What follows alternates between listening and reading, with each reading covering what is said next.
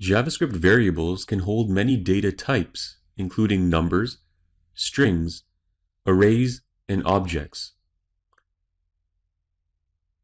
On this slide, we can see that the first variable, age, contains a single numerical value, 16.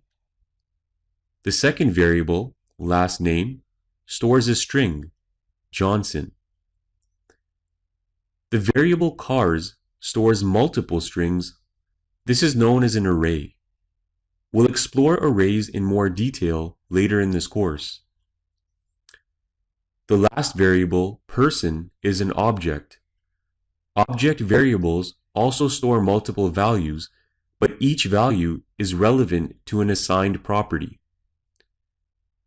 For this reason, each name and value in an object is referred to as a single property. In this case, first name John is our first property of the object person. Don't worry if you find this confusing. We'll work with objects later in this course.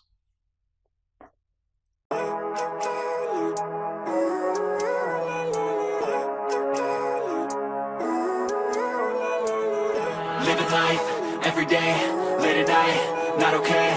All I want, and I pray, all I need are some better days. Fuck me, I'm looking in the mirror, so foggy, but I've never seen clearer.